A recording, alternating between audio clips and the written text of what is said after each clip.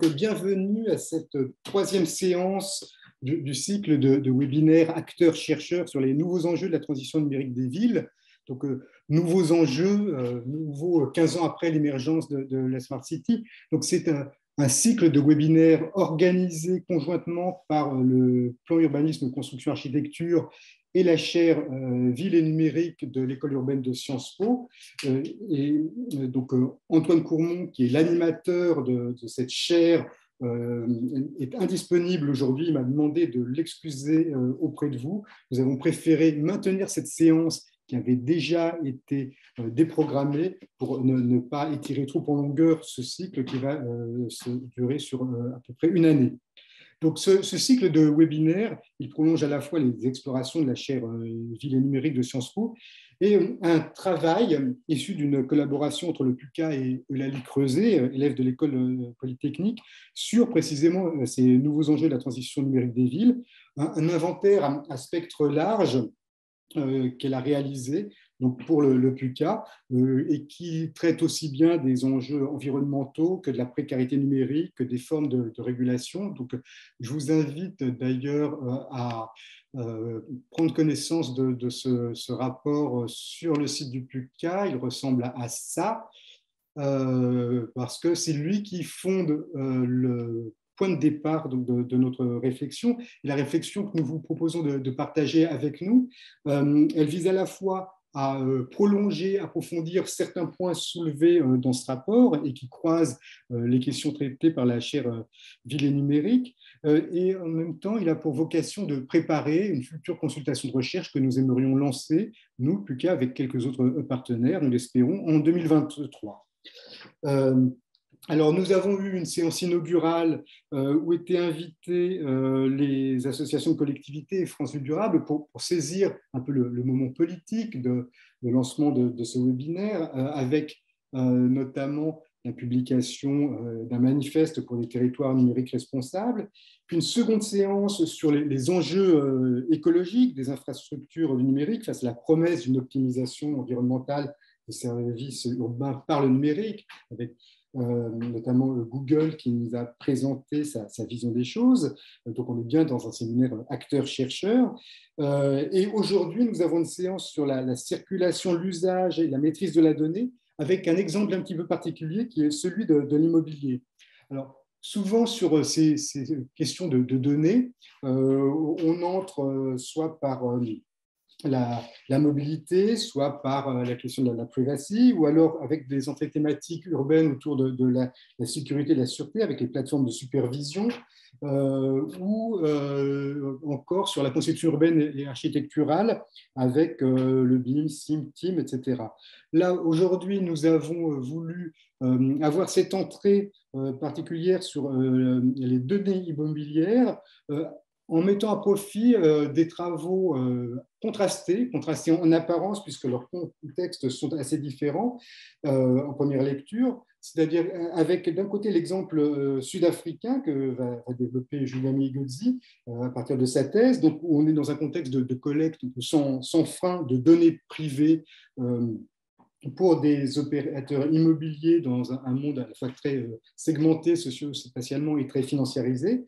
Et puis, à l'opposé du spectre, en apparence toujours, eh bien, le contexte français avec un acteur public très présent, Etalab, qui met à disposition en open data les données des prix de vente de l'immobilier en escomptant une forme de transparence et de réduction des asymétries entre opérateurs. Et on verra, c'est un petit peu plus compliqué. Donc, je vais m'arrêter là pour cette introduction. Donc, je vais laisser la parole tout d'abord à Julien Migodzi, qui est chercheur associé en géographie et finance à l'Université d'Oxford aujourd'hui et qui a été lauréat l'an passé du prix de thèse sur la ville. Et pour ensuite donner la parole au binôme Claire Juillard et Alexandre Coulondre, donc, qui sont chercheurs indépendants, et Alexandre Coulondre est attaché au LATS. chercheur associé au LATS à l'École des Ponts, en Marne-la-Vallée, si je ne me trompe. Et puis, pour lancer la discussion, une réaction de Florence Menez. Florence Menez qui est, alors que je ne dis pas de bêtises, chef du projet plateforme des programmes immobiliers à l'agence Adéquation, donc qui est une agence qui produit des analyses et qui exploite des données immobilières pour le compte des collectivités territoriales et pour le compte d'acteurs de l'habitat et du logement public et privé, et qui auparavant était directrice d'études appui au territoire au CEREMA, donc qui a à la fois l'expérience du public, l'expérience du privé et qui est au quotidien confrontée à la question de la recherche de données, de leur usage, avec à la fois des questions d'ordre technique, de disponibilité, de qualité des données, et puis des questions d'ordre éthique, c'est-à-dire jusqu'où on peut aller avec l'utilisation de ces données-là. Donc, il est 9h08, donc je propose de donner la parole à Julien Migozzi, qui va nous initier à ce monde du credit scoring, qui n'est pas entièrement nouveau, mais qui réémerge sous de nouvelles conditions à la faveur de la disponibilité des données numériques. Donc, vous pouvez poser des questions dans le chat ou dans le système questions-réponses, et on essaiera en fin de séminaire d'y répondre, ou en tout cas de les prolonger. Voilà. Julien, c'est à toi et tu peux partager l'écran si tu le souhaites. D'accord. Ben, merci beaucoup pour cette introduction. Je vais faire un petit tour de passe-passe numérique pour pouvoir aligner mon PowerPoint. Et, et si vous pouvez me confirmer que vous le voyez bien, voyons voir. Si je fais ça, est-ce que cela fonctionne? Ça a l'air, il se passe quelque chose, tout à fait. Oui. Ok. Bon, ben, merci beaucoup pour cette invitation. Je suis vraiment ravi depuis l'Angleterre, de vous présenter où j'habite en ce moment, de vous présenter donc ces travaux, ces réflexions sur ce travail de recherche que j'ai mené sur le marché du logement en Afrique du Sud.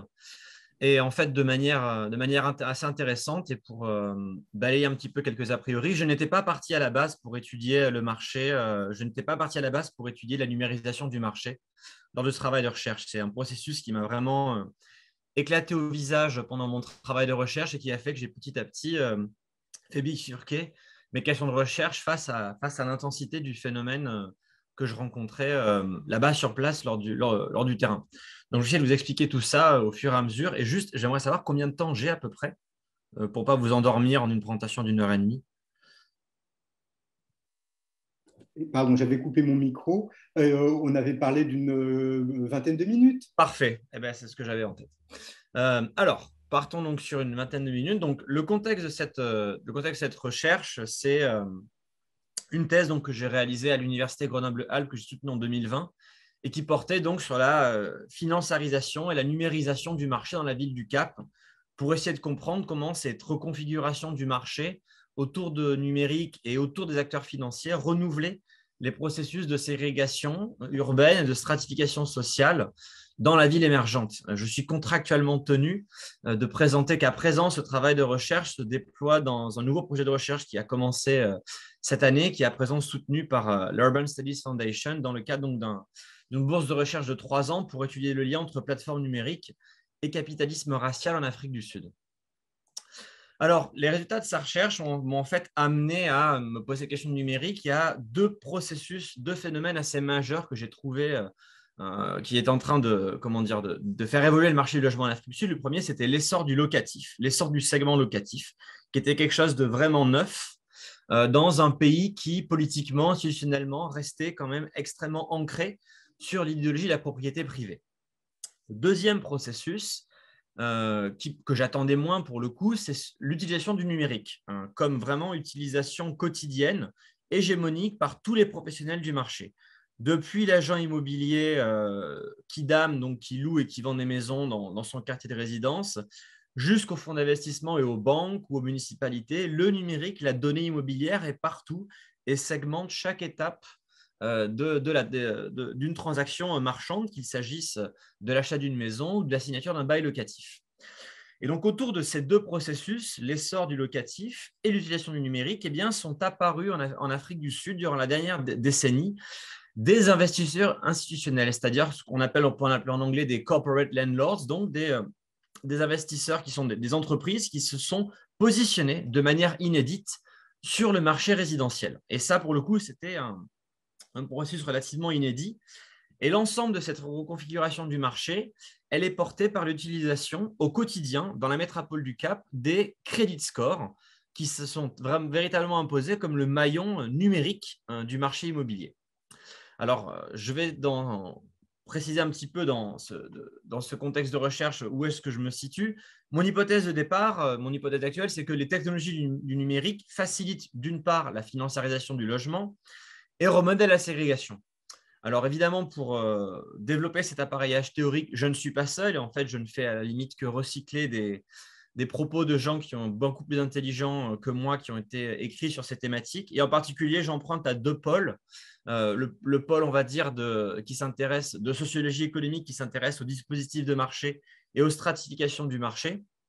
Et puis, une littérature un peu plus émergente en géographie qui s'est développée ces dernières années sur l'enjeu des plateformes de l'immobilier et leur lien avec la financiarisation du logement. Pour approcher donc ce terrain, j'ai fait énormément d'entretiens et également d'analyses computationnelles, donc en utilisant des bases de données de taille assez volumineuse. Et c'est ce que je vais essayer de vous restituer aujourd'hui dans le temps qui me reste pour mettre en valeur l'importance du numérique dans cette reconfiguration du marché. Dans cette présentation, je vous propose de la traverser en 4 points assez simples, j'espère, assez précis pour voilà, vous proposer un résumé de ces travaux. D'abord, je pense que vous avez tous une connaissance de l'apartheid, mais peut-être pour un petit peu diminuer ce côté exotique de l'Afrique du Sud qui nous semble quelque chose de totalement inédit ou de totalement opposé au contexte français, j'aimerais très rapidement revenir sur qu'est-ce que c'est que l'apartheid en fait. Est-ce qu'on peut comprendre l'apartheid de manière un petit peu moins extraordinaire et le comprendre donc comme un phénomène de marché? Une fois que j'aurai fait ça, j'aimerais vous expliquer comment le marché du coup a été numérisé autour de l'utilisation des credit scores et comment, dans un troisième temps, cela a permis l'arrivée des investisseurs locatifs sur le segment résidentiel. Et dans un dernier temps, peut-être pour vous proposer des pistes de réflexion, j'aimerais suggérer comment ce tri social par le numérique, par les scores de crédit, est en train d'affecter la ségrégation urbaine et de renouveler les logiques économiques en Afrique du Sud. Alors, commençons d'abord par faire un petit détour historique et conceptuel sur l'apartheid en tant que tel. L'apartheid, sûrement que vous en avez des images fortes que vous avez pu croiser dans la presse, dans les films, peut-être même que vous avez eu la chance d'aller en Afrique du Sud. Et on peut s'imaginer ça comme un contexte politique extrêmement violent, marqué par de très fortes inégalités, marqué par l'utilisation quotidienne de la police dans des logiques de répression, marqué par des structures extrêmement rigides qui segmentent la vie quotidienne, de la vie amoureuse jusqu'à la vie en entreprise et qui vraiment enfermeraient les gens dans un carcan qui serait dans un carcan racial qui serait imposé du dessus. Alors, tout cela est vrai, bien entendu, mais ce qu'on a peut-être tendance à oublier, c'est qu'en fait, l'apartheid en Afrique du Sud, il a été mis en place principalement par le marché immobilier. C'est par le marché immobilier qu'on a imposé, qu'on a remodelé la ville pour atteindre cette ségrégation parfaite entre races qui était l'objectif du gouvernement raciste afrikaner. Et donc, en fait, on peut vraiment comprendre l'apartheid, si on le comprend depuis le marché, comme une triple classification. Une classification raciste et multiscalaire des individus, des propriétés et des quartiers. Et c'est autour de cette triple classification imposée par la loi et imposée dans la gestion du marché immobilier au quotidien que se met en place cette ville extrêmement ségrégée. Alors, comment est-ce que cela fonctionne? Tout d'abord, pour classifier les individus, l'État sud-africain, l'État d'apartheid, va très rapidement, à partir des années 40, distribuer des cartes d'identité à tous les citoyens du pays. Et en fonction du numéro qui figure sur votre numéro d'identité, vous êtes assigné à une certaine catégorie raciale. Par exemple, 3 pour les citoyens de couleur blanche. Donc, pour le premier dispositif de marché autour duquel on entame cette classification, c'est les cartes de crédit et le numéro de la carte pour classer les gens dans une certaine catégorie raciale. C'est le premier niveau de classification. Le deuxième niveau de classification, c'est celui des propriétés résidentielles et des logements. L'État sud-africain va, dans la continuité évidemment du colonialisme, généraliser l'utilisation du cadastre à l'échelle de toute la ville, notamment sur des titres de propriété. Et sur tous les titres de propriété, qui sont donc des actes de vente, doit figurer le numéro d'identité de la personne qui achète ou qui loue. Donc, c'est un peu le deuxième étage de la fusée, classification des gens, puis classification du logement. On arrive ensuite à la troisième classification qui est celle du quartier, celle de l'aire résidentielle. Et là, cette fois, alors qu'on utilisait auparavant des dispositifs tels que le cadastre et la carte d'identité, cette fois, on va utiliser un autre outil qui est celui du zoning, du zonage, en mettant en place à l'échelle de toute la ville un zonage racial de grande ampleur. Sur la carte de gauche, vous avez le Group Areas Act, donc une loi extrêmement importante passée en 1950 qui attribue à chaque portion de la ville, qui catégorise chaque portion de la ville selon la race qui est censée y habiter. Donc, vous avez la mise en place ici en gris foncé des premiers townships noirs, des quartiers réservés aux blancs, qui sont bien entendu ceux qui sont localisés près des aménités environnementales les plus agréables, près des centres d'emploi. Il y a donc ce maillage racial, raciste qui est mis en place et vous voyez sur la carte de droite qu'en fait, cette classification de l'espace, elle a des effets sur le temps long puisque les endroits, les quartiers où les prix immobiliers sont les plus chers, où le patrimoine immobilier est le plus élevé, sont de manière absolument sidérante toujours les quartiers, ici en rouge, qui étaient auparavant réservés aux blancs. Donc, cette classification des quartiers sur le long terme, elle a aussi un effet direct sur l'évolution des prix immobiliers, les inégalités de patrimoine de manière extrêmement racialisée. Donc, si je reprends la classification des individus, classification des propriétés et classification des quartiers par la carte et par le zonage racial. Et donc, en fait, voilà ce que propose l'apartheid. L'apartheid, en fait, ça suppose une homogénéité raciale entre l'acheteur, la propriété et le quartier. C'est une classification qui s'imbrique, d'accord? Et en fait, à partir du moment où il n'y a pas un alignement, à partir du moment où la race de l'acheteur ne correspond pas à la race du quartier, où la catégorie raciale de la propriété ne correspond pas à la catégorie raciale du locataire, et bien dans ces cas-là, il y a soit un phénomène d'éviction, d'expulsion, voire même de destruction. Donc, on cherche vraiment, dans les textes de loi qui encadrent les transactions, à remodeler la ville autour de cet encadrement très strict du marché. À partir de là, donc, on peut vraiment définir l'apartheid comme l'imposition de catégories raciales sur les individus, les propriétés, les quartiers, dans une logique de profit et sous le contrôle de l'État. Voilà un petit peu pour essayer de remettre en perspective ce que c'est que l'apartheid. Ce n'est pas seulement quelque chose qui tombe du ciel, non, c'est vraiment un outil quotidien de gestion de qui a le droit d'acheter où et qui a le droit de louer où dans la ville. Si tu permets, je mets à profit mon statut d'animateur pour te poser une question. Tu en parles au présent. Ça veut dire que ces règles-là sont toujours en vigueur ou c'est un présent d'exposé et les choses ont évolué réglementairement depuis? Alors, c'est bien évidemment un présent d'exposé parce que cette législation raciale, raciste, elle a volé en éclats au début des années 90 avec l'arrivée de la démocratie. Mais j'emploie le présent de manière un petit peu, effectivement, trompeuse, ou en fait, pour suggérer qu'en fait, cette logique de triple catégorisation de l'acheteur, du bien immobilier et du quartier, en fait, elle perdure aujourd'hui, mais sous la logique numérique. Mais cette manière d'orchestrer la ségrégation selon une triple classification, elle était indexée sur un objectif de domination raciale pendant des décennies, lequel a disparu, mais ce n'est pas pour autant que cette orchestration du marché, lui, ne perdure pas. C'est ce que je vais essayer de montrer du coup dans ce deuxième point, en montrant comment il y a eu une reconfiguration, mais aussi des effets d'inertie dans le marché contemporain. D'abord, du fait de cette histoire gardons en tête que le résidentiel a toujours été conçu comme un marché à risque pour les investisseurs, pour les professionnels de l'immobilier. Il y a historiquement eu très peu d'intérêt pour le résidentiel par les investisseurs, du fait de l'histoire politique du logement en Afrique du Sud, qui s'est traduit par des politiques de prêt extrêmement conservatrices, voire excluantes auprès des townships, par des phénomènes de boycott des loyers dans les années 90 par les populations des townships pour saper la manne financière de l'État, par une tradition de protestation de rue afin d'empêcher les banques de récupérer les maisons auprès des ménages qui n'arrivaient plus à repayer leurs prêts, et aussi parce que le secteur de la finance a globalement une connaissance très limitée de la population métisse et de la population noire. À cela s'ajoute le fait que l'Afrique du Sud a été historiquement indexée sur l'idéologie de la propriété privée, qui reste donc la pierre angulaire de la politique du logement, ce qui fait que vous avez une chercheuse de très grande renommée, donc Marianne Romorange, qui disait, pendant son terrain à la fin des années 90 en Afrique du Sud, on lui disait le logement locatif, il n'y en a pas. Ce n'est pas un segment qui existe en Afrique du Sud du tout.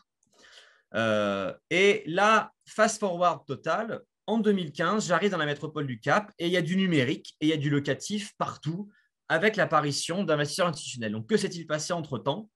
Plusieurs phénomènes, 2 phénomènes majeurs. D'un côté, une financiarisation du logement et de l'autre, une numérisation du marché. La première, pourquoi d'un seul coup le marché locatif prend de l'essor? C'est parce que, il y a un extraordinaire boom de l'immobilier dans la première décennie des années 2000. Vous voyez sur ce graphique comment, de 2003 à 2007, il y a eu une croissance de 200-300% des prix de l'immobilier dans la métropole du Cap, qui ont surtout profité, ici en jaune et en vert, aux biens anciennement localisés dans les quartiers blancs et aux nouveaux quartiers construits par le secteur privé en périphérie, ces fameuses gated communities que vous avez peut-être en tête et qui s'étendent à perte de vue dans les périphéries urbaines. Donc, le premier, c'est que d'un seul coup, les investisseurs regardent l'immobilier comme un nouveau type de produit parce qu'il y a là des tendances à capturer en termes d'inflation. C'est quelque chose qui peut rapporter beaucoup plus qu'avant, dont la valeur a augmenté. Ça, le premier facteur de changement. Le deuxième, c'est que l'Afrique du Sud, malgré son idéologie de la propriété privée, est remodelée par un changement de régime de propriété. Vous avez sur cette vous avez sur ce graphique le nombre de ménages en 1991, 2001, 2011 dans la ville du Cap, et vous voyez qu'il y a une croissance ici en vert très forte des ménages qui louent dans cette métropole. Donc il y a une augmentation assez faramineuse de la demande locative, et c'est précisément cette demande-là, dans un contexte d'inflation des prix, que vont capter ces investisseurs institutionnels sur le marché. Le troisième phénomène, c'est celui auquel je faisais allusion dans mon introduction, c'est qu'il y a désormais la possibilité technique de disposer d'un outil quotidien, d'un outil extrêmement facile pour noter chaque consommateur sud-africain et donc gérer le risque en tant qu'investisseur.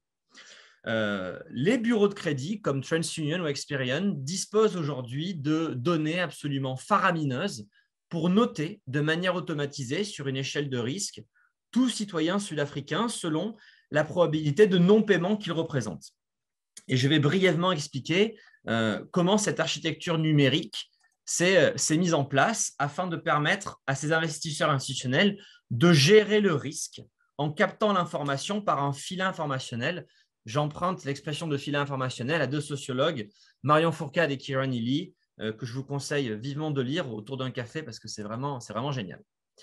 Donc, d'où vient cette capacité des investisseurs immobiliers à pouvoir gérer le risque, à consulter le profit financier des individus, à se positionner sur le marché locatif par le numérique? Eh bien, en fait, c'est là qu'on retrouve cette architecture à laquelle je faisais allusion dans la première partie.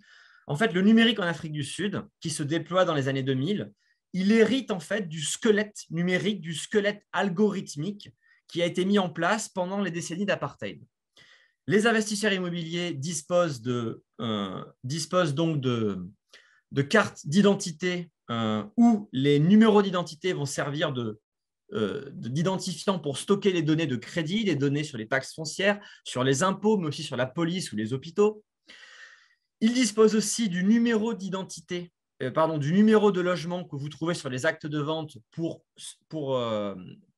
comment dire, j'ai du mal des fois entre le français et l'anglais, excusez-moi, pour stocker des données immobilières au niveau des ventes, des prêts, de la taille des logements. Et ils ont également, grâce à l'importation des technologies des SIG, moult données sur les quartiers, notamment issues du recensement des données marketing, pour classifier, pour catégoriser la population résidente. Donc, en fait, autour de ces chaînons, de ces identifiants mis en place par l'apartheid, les cartes d'identité, les numéros de propriété immobilière et les identifiants de quartier, ce sont les socles, ce sont les identifiants autour duquel se déploie toute cette architecture numérique que l'on constate aujourd'hui. Sur ce squelette de l'État mis en place par le temps long de l'action publique, eh bien, il y a une fabuleuse chair des consommateurs qui s'est associée. Donc, le squelette algorithmique a été construit par l'État d'apartheid, mais la chair, les poumons, le corps véritablement de cette stratégie numérique, elle, a surgi au début des années 2000 par une période d'explosion du crédit à la consommation au début des années 2000. Les Sud-Africains ont pu, au début des années 2000, dans le contexte de la démocratie, se mettre à utiliser le crédit pour tout et pour rien. Pour acheter une voiture, une télé, un canapé, du crédit téléphonique, évidemment de l'immobilier. Et en fait, cette période de démocratisation du crédit en masse, ça a été aussi une période inédite de datafication des citoyens sud-africains. Chaque fois qu'un citoyen sud-africain utilisait une carte de crédit dans n'importe quel magasin que ce soit, pour des meubles, pour des vêtements, ça laisse une trace numérique captée par le numéro d'identité, trace numérique qui est ensuite captée et détenue par les bureaux de crédit. Pour vous donner une idée du volume vertigineux des données, il y a à peu près 42 millions d'adultes en Afrique du Sud. 42 millions d'adultes. Parmi ces 42 millions, près de 27 millions utilisent le crédit au quotidien. Et ces 27 millions d'adultes représentent 85 millions de comptes de crédit. Donc, il y a environ 2 comptes de crédit par personne en Afrique du Sud, évidemment parfois 3, 4 ou 5, et chacun de ces 85 millions représente une somme faramineuse de données individuelles. Quand est-ce que vous avez payé? Est-ce que vous avez payé en retard? Quel type de produit vous avez acheté? Est-ce qu'on peut vous comparer par rapport à votre consommation du crédit par rapport à d'autres gens? Bref, il y a un gigantesque filet informationnel qui s'est tissé sur les 20 dernières années par la consommation et la dette de masse. Ce qui fait que les bureaux de crédit ont aujourd'hui une masse de données absolument vertigineuse et l'Afrique du Sud se définit comme un pays aussi avancé que les États-Unis dans la capacité à utiliser le credit score en termes de sophistication des données et des algorithmes. Comme le montre la citation de droite, ils arrivent à aspirer des données depuis une myriade d'identités hallucinantes. Des banques, des organismes de crédit, des magasins de vêtements, des magasins de meubles, tout ce qui relève de l'industrie téléphonique, mais également la justice. À chaque fois qu'il y a une décision de justice qui va être rendue contre vous, ça va laisser une trace numérique qu'un bureau de crédit est capable d'aspirer par votre numéro d'identité à nouveau. Et voilà comment se positionnent donc les investisseurs institutionnels, ces fameux corporate landlords. Ils ont donc une opportunité, l'inflation des prix immobiliers, une opportunité sociale qui est l'essor de la demande locative et cette capacité technique d'aller checker, d'aller vérifier l'historique financier de chaque individu d'une manière extrêmement précise grâce à ce squelette algorithmique mis en place pendant l'apartheid et qui a été donc gonflé, alimenté en termes de données par le creusement de la dette, par la dette à la consommation. De l'inflation, de la dette font que ça a fait donc exploser la demande locative, surtout auprès de la classe moyenne. En parallèle, il y a eu un objectif, il y a eu un enjeu de diversification des investissements lié à un ralentissement des profits sur l'immobilier du commerce, en particulier les fameux centres commerciaux qui étaient historiquement l'objet préféré pour les investisseurs. Il y a eu aussi un changement de la régulation qui a été impulsé par l'État, qui a autorisé la mise en place des Real Estate Investment Trusts sur la bourse de Johannesburg en 2015. Et dernier élément du puzzle, donc, l'essor d'entreprises spécialisées qui s'appellent des rental platforms, donc des entreprises, des startups numériques qui vont proposer pour un prix extrêmement bas, pour quelques centimes d'euros, d'avoir accès au credit score et à l'historique de toute personne en Afrique du Sud, ce qui va donc permettre à ces investisseurs institutionnels d'automatiser la gestion du risque. Julien, Oui, dans le chat, il y a quelqu'un qui... je ne vois pas le chat, oui, désolé. Oui, justement, c'est pour ça que je traduis, qui te demande si ces données individuelles dont tu parles, si elles sont centralisées au niveau de l'État ou si elles existent ailleurs et comment des opérateurs privés peuvent y avoir accès. Très bonne question, merci, ça m'oblige à clarifier. Alors, ces données sont centralisées non pas par l'État, c'était le cas pendant l'apartheid, mais ce n'est plus le cas maintenant. Ces données sont stockées par des bureaux de crédit, il y en a une quinzaine en Afrique du Sud, ce sont des entreprises qui sont déclarées auprès de l'État sud-africain, qui doivent suivre une certaine logique de régulation et qui vendent ces données à n'importe qui. C'est-à-dire que si vous et moi, tout à l'heure, après cette présentation, on veut aller sur Internet, on peut s'inscrire tout simplement sur la plateforme en ligne de, mettons, TransUnion ou Experian, qui sont les deux grands bureaux de crédit, qui sont des entreprises mondiales. Elles opèrent aux États-Unis, en Europe, en Inde, mais aussi en Afrique du Sud. Et pour obtenir l'historique financier de quelqu'un, il faut 3 éléments. D'abord, il faut son numéro d'identité. Deuxièmement, il faut une forme de consentement, donc de préférence une case cochée ou un papier signé. Et troisièmement, une carte pour s'acquitter des frais. Donc, c'est vraiment du temps que vous payez et que vous demandez le consentement à la personne. Obtenir l'historique financier d'un individu et sa note, c'est une pratique automatique, instantanée et peu chère. Donc, dès que, en fait, en Afrique du Sud, dès que vous demandez, dès que pardon, vous êtes candidat pour acheter dès que vous essayez d'avoir un prêt ou dès que vous êtes candidat à un bail locatif, vous allez en fait signer une petite case qui dit oui, j'autorise telle entreprise, tel agent immobilier, telle banque à réaliser un crédit de chèque en mon nom. Voilà. Donc, en fait, il n'y a rien de très compliqué, mais c'est vraiment une information instantanée marchande. D'accord. Alors, ce qui signifie qu'il n'y a pas l'équivalent du RGPD en Afrique du Sud. Eh bien, c'est un peu plus compliqué que ça, parce que le RGPD se déploie en Afrique du Sud aujourd'hui. Enfin, aujourd'hui, non, pas aujourd'hui véritablement, mais sur les 2-3 dernières années, ils ont mis en place des lois de protection de l'individu et du consommateur pour justement mieux encadrer ce volume vertigineux de données qui est détenu. Alors, il n'est pas aussi strict que la RGPD, mais par contre, il va imposer à ces bureaux de crédit le fait de ne pas garder un historique supérieur à 2 ans, comme s'il y avait un petit peu un droit à l'oubli. C'est-à-dire que si jamais vous avez oublié, il y a 3 ans et demi, de s'acquitter d'une mensualité pour l'achat de votre télé, les bureaux de crédit sont tenus, après un certain temps, d'enlever cette information négative pour ne pas qu'elle affecte le calcul de votre score. Et actuellement, il y a aussi un mouvement social en Afrique du Sud qui essaye de s'interroger sur la puissance numérique détenue par le secteur privé. Et donc, il n'y a pas de RGPD, mais ce n'est pas non plus une zone de non-régulation ou de non-droit. Au contraire, c'est extrêmement régulé, c'est en ébullition. OK. On te laisse poursuivre après cette image de la régulation par l'ébullition. J'essaye d'avancer le plus vite possible pour en finir. Donc, ces 3 phénomènes, de la demande locative, un changement de la législation pour les investisseurs institutionnels et surtout la capacité au quotidien d'avoir recours au credit scoring, fait que des corporate landlords, donc des investisseurs institutionnels, sont apparus dans la ville du Cap, mais aussi dans celle de Johannesburg et de Durban. Qui sont-ils, ces investisseurs institutionnels? Ce sont tout d'abord de grosses sociétés immobilières cotées en bourse qui sont en quête de diversification, c'est-à-dire des entreprises qui auparavant investissaient dans l'immobilier de commerce, des centres commerciaux, de l'immobilier logistique, de l'immobilier de bureau aussi, et qui se diversifient un petit peu, qui vont acquérir quelques milliers de logements dans le locatif pour ajouter un peu une nouvelle branche à leurs activités. Ce sont aussi parfois des sociétés immobilières cotées en bourse, mais mais centrées sur le marché locatif.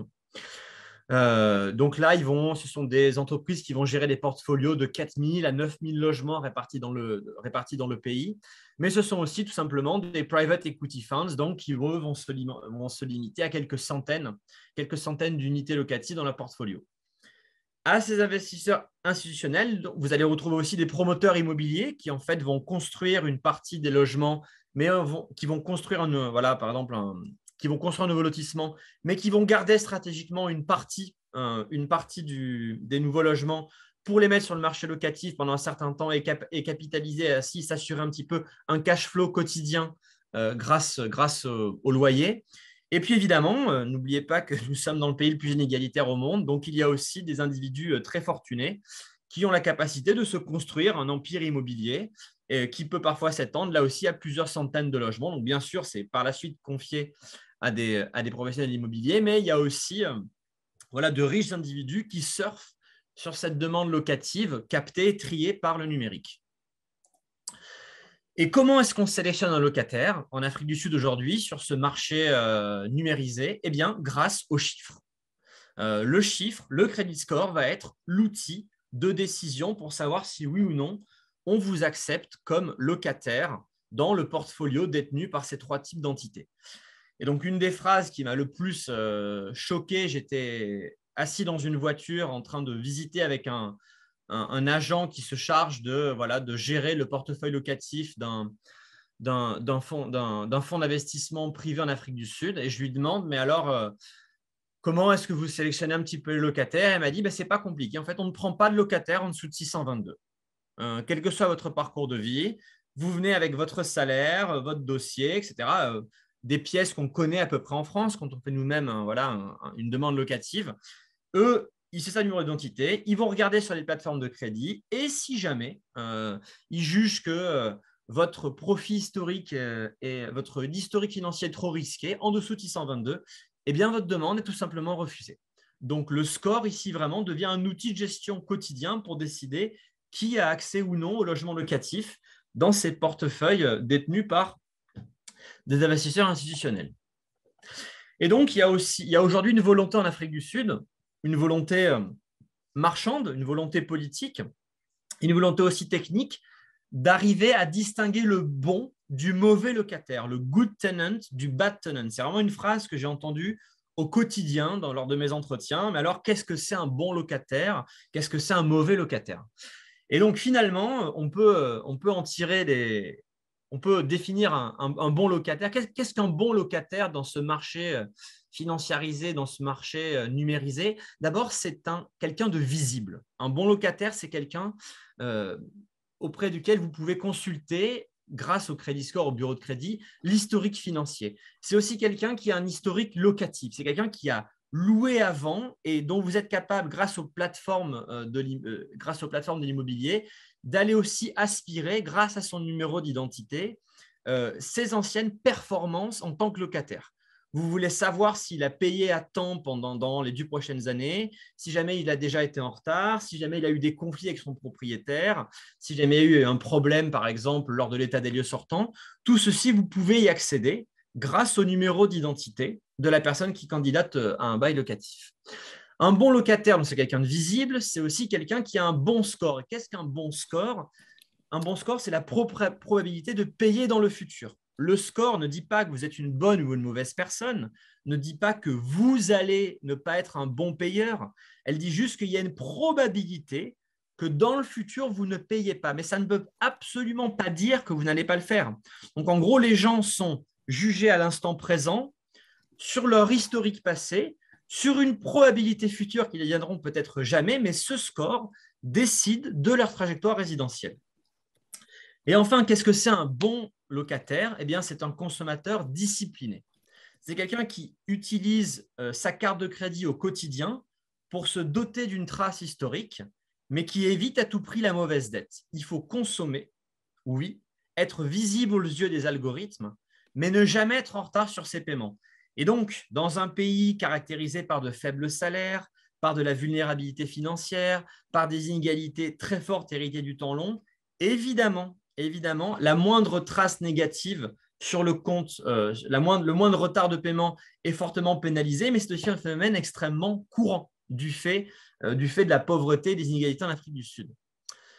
Donc, d'abord, capacité, pour revenir par où j'avais commencé, possibilité de sélectionner, de classifier les consommateurs. On retrouve cette logique de catégorisation de l'individu. Deuxième logique, eh bien, grâce aux données immobilières, grâce aux données du crédit, les investisseurs immobiliers vont cibler, grâce aux technologies SIG, grâce aux données immobilières détenues dans les title deeds et qui ont là aussi été numérisées, les investisseurs vont pouvoir cibler des aires, des zones de marché, des types de produits particulièrement performants avec des métriques standardisées de retour sur investissement. Et donc là, ici, il y a une nouvelle classification des zones qui se met en place, qui consiste non pas à imposer les catégories raciales, mais à mesurer les aires de quartier selon leur performance locative, selon la performance des locataires qui y vivent, selon les retours sur investissement qu'il est possible de s'y faire, en tenant compte les caractéristiques de la population résidente et les prédictions sur l'évolution des valeurs immobilières à moyen et à long terme. Donc, on sélectionne un bon locataire dans un bon quartier. Et cette logique a pour effet de renouveler les logiques de ségrégation. Et je vais finir donc sur cette piste de réflexion-là. Qu'est-ce que ça fait en Afrique du Sud que d'un seul coup, il soit possible de trier les locataires par le recours instantané au score? Et qu'est-ce que cela fait que des investisseurs de grande taille, donc, qui représentent un acteur inédit sur le marché, se positionnent aujourd'hui sur le locatif en utilisant le credit scoring pour décider, donc pour ventiler, pour trier le bon du mauvais locataire, pour décider qui a accès ou non au logement dans certains quartiers. La première, c'est que ça génère de nouvelles formes urbaines dans la ville sud-africaine. Le produit immobilier phare pour les investisseurs locatifs, c'est l'appartement. Et il y a là une bascule totale par rapport à l'ancienne logique immobilière en Afrique du Sud, qui était vraiment indexée sur la maison individuelle avec son jardin dans une gated community. Maintenant que les prix de l'immobilier ont fortement augmenté dans un contexte de dette des consommateurs énorme, il y a une détérioration du pouvoir d'achat et une détérioration de l'abordabilité du logement. Donc, les promoteurs construisent plus petits, des appartements, pour capter les ménages primo-accédants, mais aussi parce que c'est typiquement un bien immobilier plus facile à gérer, plus facile à acheter pour les investisseurs. Et donc, vous êtes en train d'assister à une densification et une verticalisation assez inédite de la métropole sud-africaine, comme vous pouvez le voir sur ces photographies, notamment en périphérie. Sur la photographie de gauche, ici, vous avez à droite, sous le Old City, vous avez donc l'ancienne ville d'apartheid, le vieux tissu urbain, où on reconnaît des arbres, des petites maisons individuelles. Et à gauche, vous avez ici la nouvelle ville post-apartheid.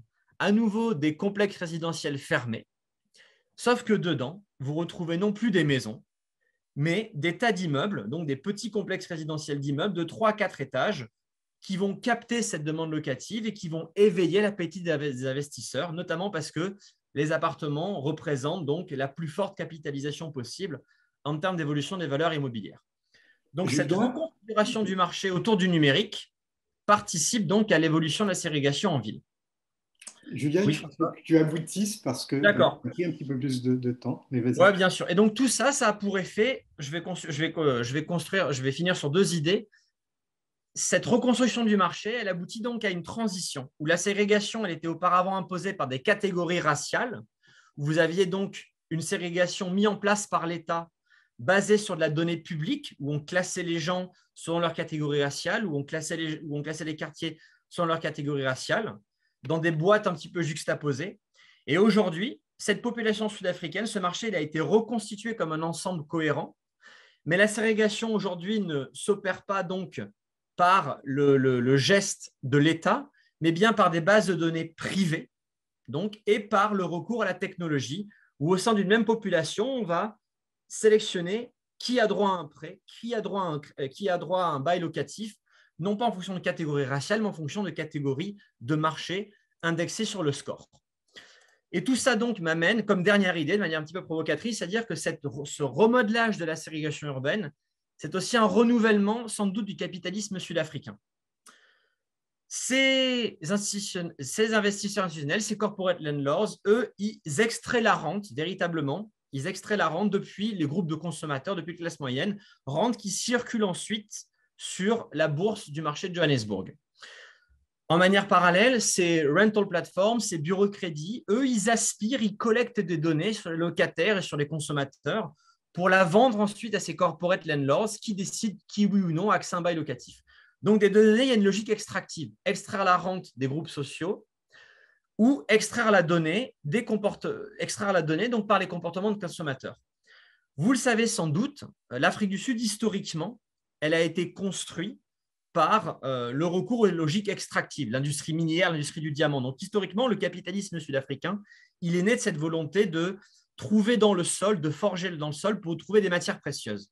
Aujourd'hui, il s'agit bien sûr de continuer à performer le sol, mais il s'agit aussi de continuer à creuser l'espace social de la dette des consommateurs pour trouver, par des algorithmes, de nouvelles manières de classer le consommateur et de trier donc le parcours résidentiel des gens. Si auparavant la ségrégation, c'était une affaire publique en Afrique du Sud, aujourd'hui, en revanche, ça constitue donc un business pour ces entreprises numériques et ces investisseurs institutionnels qui captent cette demande locative. Et je vais donc finir sur cette idée-là. Merci beaucoup pour votre attention. Merci Julien. Donc, moi, je vous invite tous à lire des petits morceaux de la thèse de Julien Migosi. Je dis des petits morceaux parce qu'elle est quand même très importante et que c'est un beau défi de la lire parce qu'elle est extrêmement riche. Sur chaque point qu'il a évoqué, il y a des développements très importants et elle s'appuie sur des données quantitatives inédites que Julien a contribué à constituer lors de sa thèse, mais aussi à des entretiens, des observations. Et quand on lit sa thèse, on a vraiment l'impression de se balader dans Google Street Map au Cap. Ne la lisez pas parce que franchement, elle est très longue et lisez des articles. Voilà.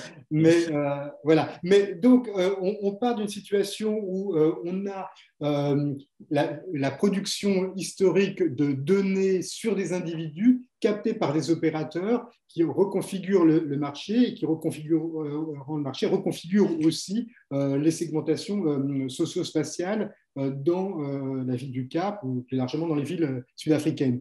J'ai passé la parole maintenant à Claire Juillard et Alexandre Coulondre, où là, on a de la donnée non pas sur des individus, mais sur des transactions. Elles ne sont pas captées par des opérateurs privés, mais mis à disposition par l'opérateur public. Est-ce que ça change tout? Et quels en sont les enjeux? Et puis après, donc pour terminer, parce qu'on n'aura sans doute pas beaucoup de temps pour discuter, je passerai la parole à Florence Ménès qui aura un libre propos en contrepoint, soit en réaction directe, soit en partant de son expérience. Donc, Claire et Alexandre, c'est à vous. Bonjour à toutes et à tous et merci François Ménard pour cette invitation. Merci à Julien Migosi pour sa présentation. J'ai déjà eu l'occasion de parcourir ses travaux, voire de le discuter dans un autre séminaire. C'est toujours un plaisir. Et malgré la différence des contextes, il y a des choses qui convergent et des concepts analytiques qui se font écho dans nos différents travaux. Donc ce qu'on va vous présenter avec Claire aujourd'hui, c'est un peu un travail de long cours sur la numérisation du marché immobilier en France. Travail que Claire a commencé avant moi il y a quelques années et je l'ai rejoint sur ce thème pour collaborer ces derniers temps. Donc on a accumulé beaucoup de matériaux au fil du temps. On va vous présenter une partie aujourd'hui. Et donc globalement, tous ces travaux se rangent sous ce thème de qu'est-ce que la data fait au marché immobilier en France. Et il y a quelques années, Claire avait consacré un rapport plutôt à la reconfiguration, on va dire, du monde des producteurs de données, avec notamment l'arrivée de l'open data et comment ça a changé l'univers de la production et la réorganisation des producteurs. Et ces derniers temps, on s'est plutôt penché sur les usagers de la donnée, et notamment les particuliers. Qu'est-ce que ça change du point de vue des particuliers? Comment ça change leur rapport au marché? Et voilà, comment tout ça se réorganise avec l'abondance de données. Donc le contexte en France, en tout cas le contexte que nous, qui est celui de notre objet d'étude, c'est une double tendance. La première, c'est l'intervention très forte de l'État ces derniers temps sur l'ouverture des données avec une politique d'open data très volontariste, avec comme, on va dire, point culminant l'ouverture des données DVF en France, demande de valeur foncière, en 2019, qui est une ouverture en fait, des données sur les transactions immobilières. Donc, toutes les transactions immobilières sont centralisées par les services fiscaux pour des raisons de collecte de la taxe et donc sont restituées dans un format anonymisé, mais de façon très précisément géolocalisée, dans une base DVF. Et ça a formé un peu on va dire l'emblème de la politique d'open data qui s'est poursuivie ensuite avec des données sur la construction, les permis de construire, des données aujourd'hui sur les patrimoines, enfin les parcelles et les immeubles détenus par des personnes morales, etc. Et sur le logement social aussi, on a de plus en plus de données. Bref, il y a tout un mouvement comme ça d'ouverture des données publiques.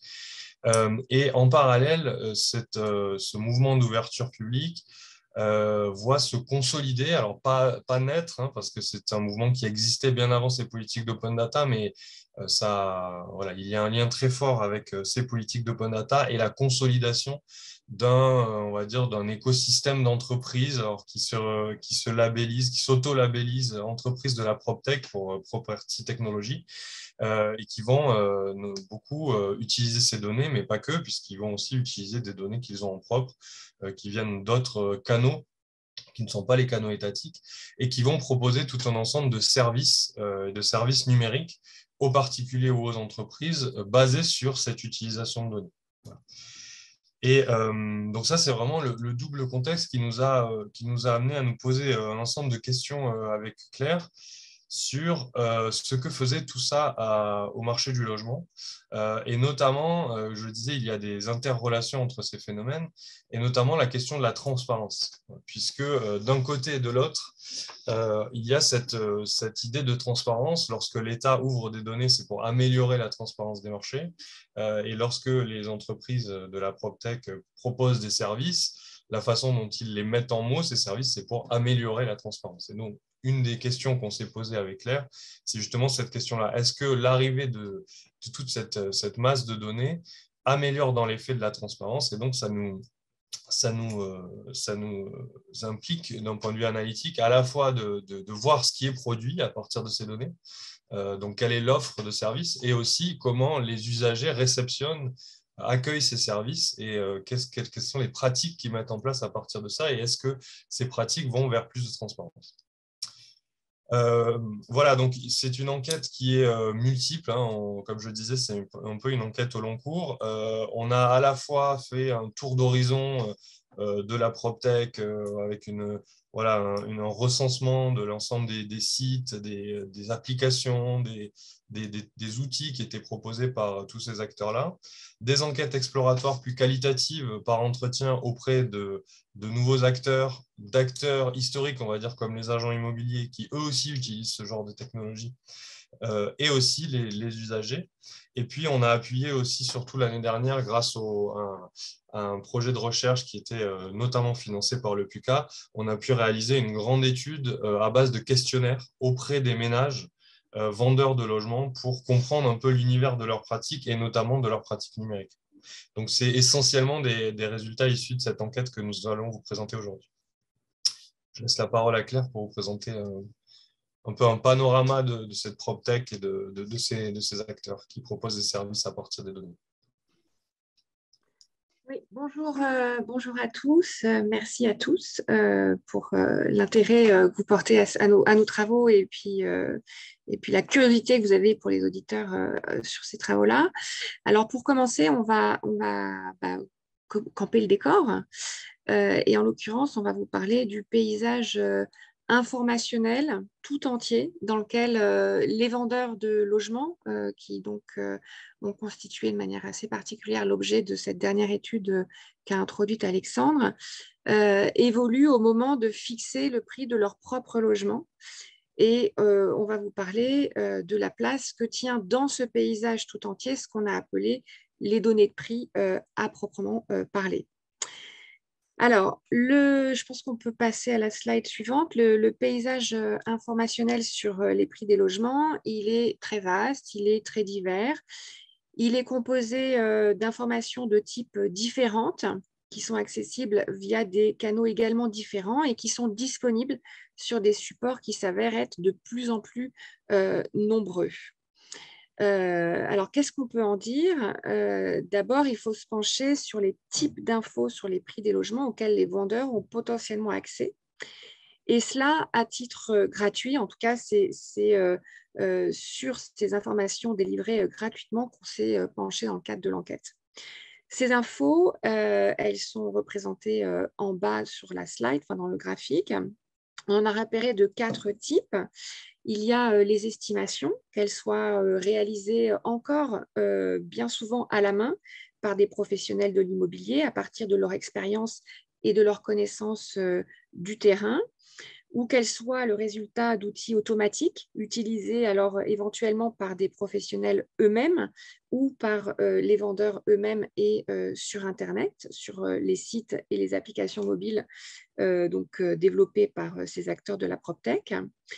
Il y a également, deuxième catégorie d'informations, les prix des biens vendus qui sont disponibles soit auprès des professionnels de l'immobilier, soit au moyen de cartes ou de listes de vente interactives sur Internet, soit encore sous la forme d'un affichage de biens vendus dans les vitrines physiques ou virtuelles sur Internet, donc des agents immobiliers. Il y a également les prix des biens en vente qui sont, eux, disponibles dans les annonces. Et puis, il y a les prix moyens ou médians au mètre carré qui sont en général proposés à la commune. Quant aux canaux possibles pour accéder à ces informations, ils sont représentés en haut sur le graphique. Ils sont également multiples et peuvent se décomposer en 3 ou 4 catégories. Un canal physique qu'on décomposera en fait en 2 catégories, avec le canal des professionnels de l'immobilier, qu'ils soient agents, mandataires ou notaires. Et puis, il y a le canal physique de l'entourage qui a en fait encore toute sa place chez les particuliers. Et puis, par ailleurs, on a le canal digital qui regroupe des sites Internet et des applications mobiles. On y reviendra évidemment très largement ici. Et puis, on a le canal papier qui est fait de journaux et de magazines que les particuliers continuent de consulter pour un certain nombre d'entre eux. Alors, lorsqu'on combine tout ça, ces types d'informations disponibles sur les prix de logement et leurs canaux d'accès, on obtient effectivement un paysage qui est très divers et puis, de fait, un paysage qui a tendance à s'étendre. Son extension à ce paysage prenant principalement racine dans l'éclosion du canal digital d'accès à l'information, au rythme du coup de la digitalisation de l'immobilier et en l'occurrence au rythme du développement de la PropTech. Alexandre en a parlé, sachant que par ailleurs, on a une autre tendance centrale qui contribue à l'extension de l'offre d'information sur le canal digital, qui est celui de l'accélération de la mise en œuvre de la politique d'open data de l'État. Alexandre l'a également déjà évoqué et on y reviendra. Alors, ce qu'il faut préciser, c'est que le canal digital, il irrigue une catégorie particulière d'informations qui est précisément la donnée. Celle-là prenant la forme, d'après nous, et comme l'illustre de manière plus spécifique le graphique, de prix des biens vendus, d'estimation automatique et de prix moyen ou médian au mètre carré, ce qui, en d'autres termes, exclut du champ de la data les prix des biens en vente qui s'affichent dans les annonces immobilières en ligne, de fait que ces informations, contrairement aux autres types d'informations accessibles sur Internet, obéissent à aucune logique d'ingénierie statistique et informatique, en gros pour la faire courte. Une précision de taille, et c'est l'objet de la slide suivante, sur le panorama des données disponibles sur le canal digital, on en recense une soixantaine. Alors, le mapping qu'on partage avec vous aujourd'hui, il n'est probablement pas tout à fait exhaustif, il est plutôt à jour. En fait, on s'attache à le mettre à jour très, très régulièrement parce qu'évidemment, cet écosystème évolue vite. Voilà, certains acteurs ont dû nous échapper, mais on pense que l'immense majorité d'entre eux et plus sont représentés ici. Et donc, en fait, on a là un certain nombre, des sites Internet et des applications mobiles qui mettent à disposition gratuitement des données de prix en France, sachant que ces types, c'est ce qu'on a représenté, ces sites, pardon, c'est ce qu'on a représenté ici. Ils représentent plusieurs catégories d'acteurs. Vous le voyez, des portails d'annonces immobilières, je pense notamment au Bon Coin, à Se Loger, Bien Ici, mais aussi des spécialistes de l'information immobilière. Je pense notamment à Meilleurs Agents, qui est le leader du secteur, mais aussi la Cote Immo, bien estimée. On a également des services en ligne, des agences digitales comme Haussmann, Libercase, Proprio, et des e-buyers comme Homeloop et Zephyr. On a également, de manière plus traditionnelle, des médias comme Le Figaro Immobilier. On a également, et ça pour le coup c'est un peu nouveau, des banques comme BNP Paribas, Banque Populaire, Caisse d'épargne. Et puis on a les portails du notariat qui constituaient la source historique de référence de prix et de statistiques immobilières avant l'ouverture de DVF. Et puis du coup justement on a Etalab, l'État à travers Etalab qui est le département interministériel qui est en charge de la mise à disposition des données DVF dont Alexandre a également parlé en introduction. Alors, ce qu'il faut dire, on pourrait dire 1000 choses sur cet écosystème, sur ce mapping. On va en retenir plusieurs éléments et ce qu'il faut dire en premier lieu, c'est que l'État, à travers Etalab et son application DVF, qui correspond à une interface de consultation interactive des données, joue dans ce paysage un rôle qui lui est tout à fait inhabituel, celui de fournisseur de données aux particuliers, ce qu'on n'avait en fait jamais vu auparavant. Ceci dit, et on s'arrêtera peut-être un peu plus longuement là, sur cet aspect-là, Etalab n'est pas seulement fournisseur de données aux particuliers, il joue aussi, et en premier lieu, et de manière, je dirais, plus traditionnelle, un rôle de fournisseur aux professionnels. En fait, l'ouverture de DVF l'a même placé tout à fait au cœur de l'écosystème de la production de données de prix, et cela de plusieurs manières. D'abord, elle a favorisé la création d'une nouvelle offre de données, du moins d'une offre de services d'accès à la donnée, qui a pris la forme d'une série d'interfaces de consultation, interfaces développées non seulement par les piliers de l'écosystème, je pense par exemple à Meilleurs Agents et à Se Loger, mais aussi par de nouveaux entrants, comme les applications qui sont représentées en bas à droite sur le mapping. Je pense par exemple à Quel Prix Immo DVF, Immoprix et j'en passe, qui sont autant d'applications qui en fait ont vu le jour dans le contexte de l'ouverture des données immobilières, enfin en tout cas grâce à cette ouverture de données inédites. Ensuite, de manière moins visible et je dirais plus opaque, pour reprendre les termes de Guillain Boulet, Laure Casanova et leur équipe, DVF a alimenté d'une source officielle et exhaustive les modèles de production des fournisseurs de données qui étaient déjà en place auparavant, comme Meilleurs Agents et Se Loger de nouveau. Mais vous voyez évidemment sur le mapping qu'ils sont très très loin d'être seuls, sachant précisément que ce qui leur faisait défaut dans la plupart des cas, c'était justement cette source légitime, cette source officielle qui donc aujourd'hui est à disposition de tous. Et puis enfin, l'ouverture de DVF a accompagné l'émergence de nouveaux services comme les agences en ligne, comme les e-buyers, dont le modèle de développement dépend précisément de la capacité à modéliser le marché en général et ses prix en particulier. Bref, ce qu'il faut retenir, c'est que l'ouverture de DVF a porté ses fruits bien au-delà de l'information aux particuliers et qu'elle a en fait concrétisé une ambition qui est moins connue de la politique d'open data, et qui est l'incitation à l'innovation, à la création de services marchands qui sont utiles aux citoyens, mais qui sont aussi source d'activité économique pour les entreprises. Sachant que bien qu'elle ait été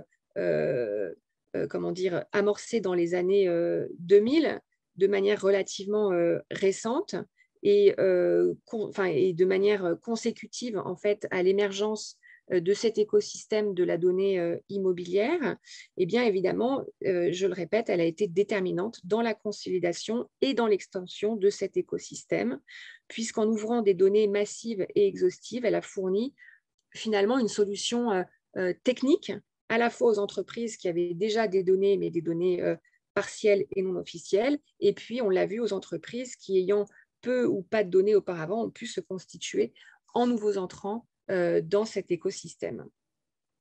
Alors, une question maintenant, en fait, la question qu'on s'est posée, c'est quelle est la logique économique qu'il y a finalement à fournir gratuitement autant de données aux particuliers.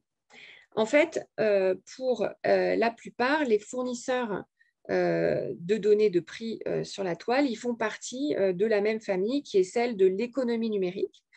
Et ils s'appuient sur un modèle spécifique, typique de l'économie numérique, qui est celui du modèle de plateforme, leur créneau étant la mise en relation des particuliers. Alors nous, on s'est intéressé aux vendeurs, mais on a tout un tas de plateformes qui s'adressent plutôt aux acquéreurs et de professionnels de la transaction immobilière, sachant qu'en tant que plateforme, leur succès dépend de leur capacité à attirer et à garder à bord, pour reprendre l'expression de Jean-Charles Rocher et de Jean Tirole, chacune de ces deux catégories d'acteurs, et que pour attirer et garder à bord des particuliers, les plateformes utilisent deux leviers, l'annonce immobilière, mais aussi et précisément la donnée.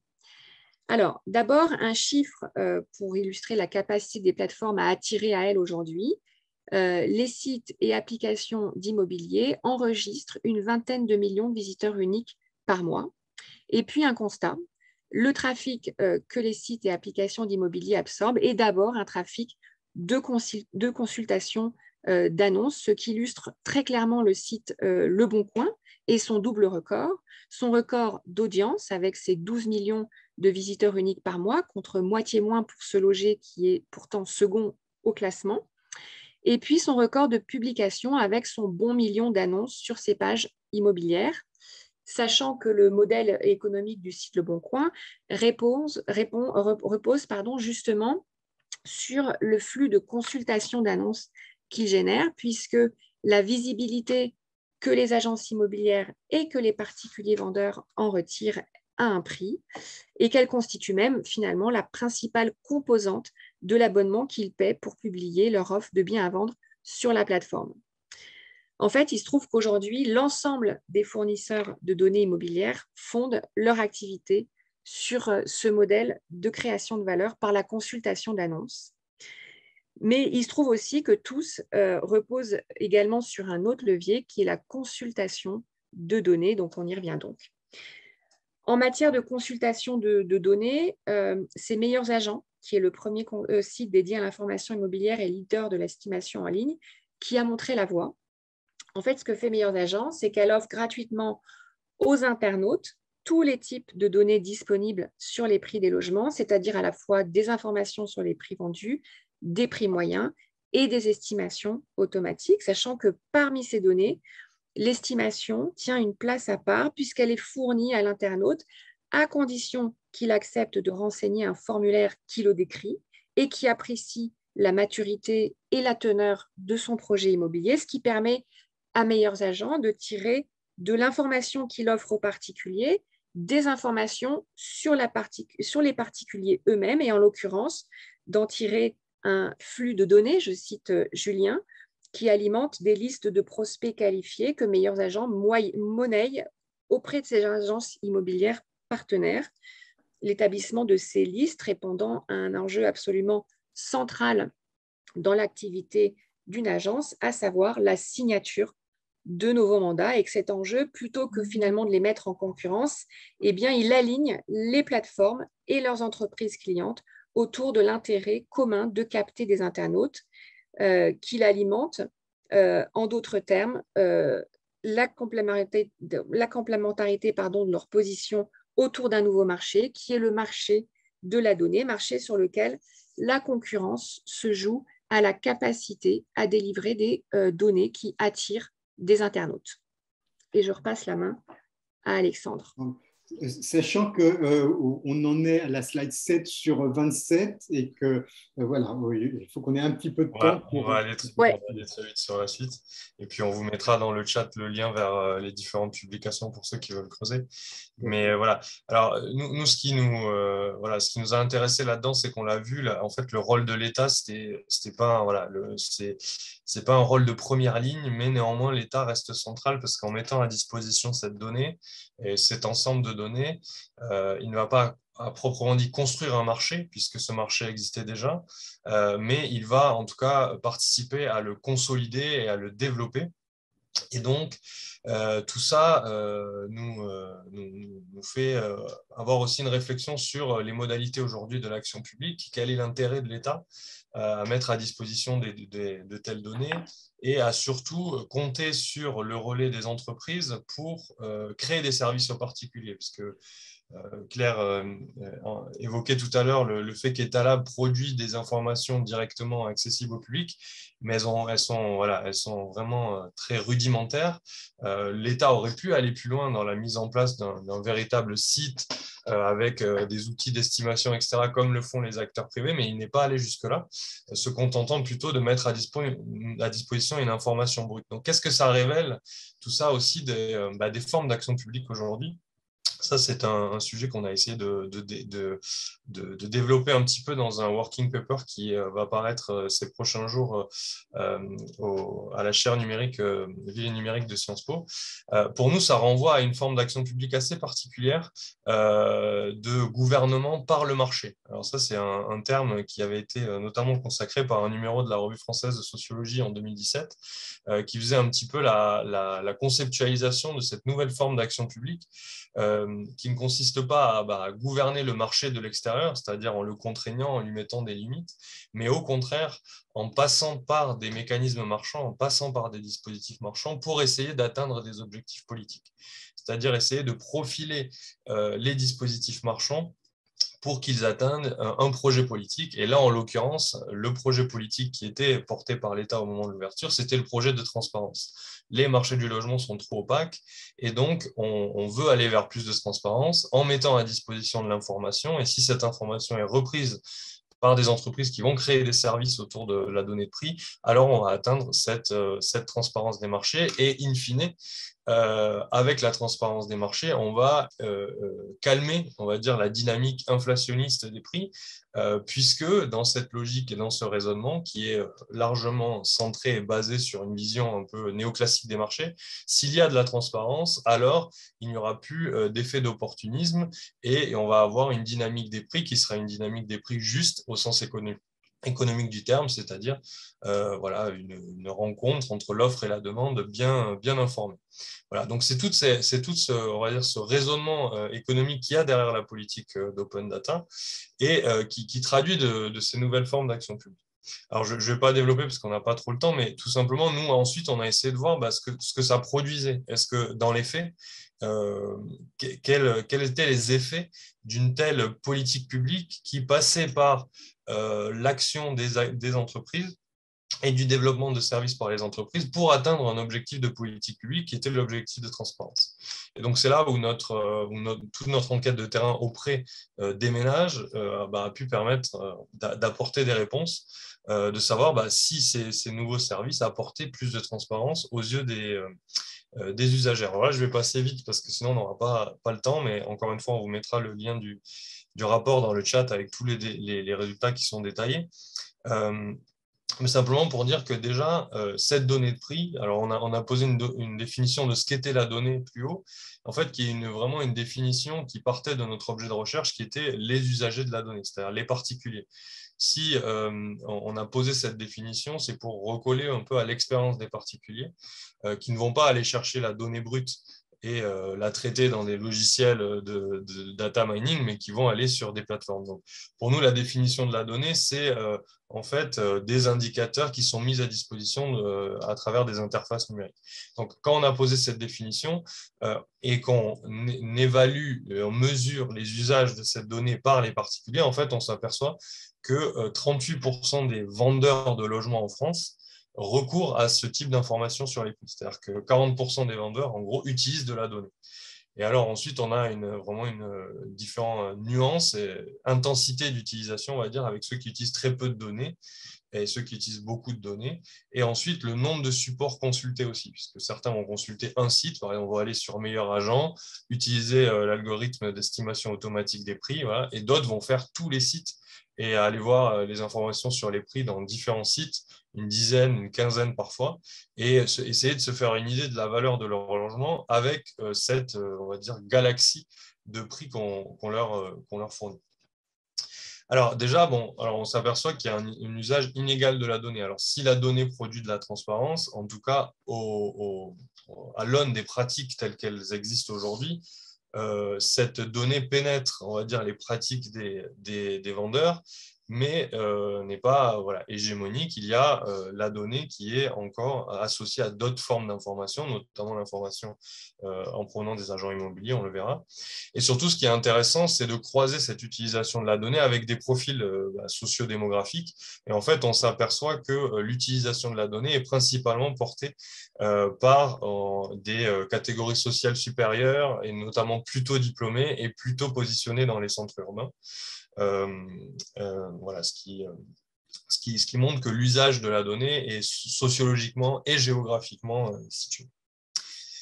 Deuxième élément qui ressort de notre enquête auprès des ménages, c'est est-ce qu'on leur a demandé, est-ce que finalement, à travers une série de questions dans le questionnaire, est-ce qu'ils avaient eu l'impression dans leur pratique que le marché était transparent, qu'ils comprenaient bien les prix, etc.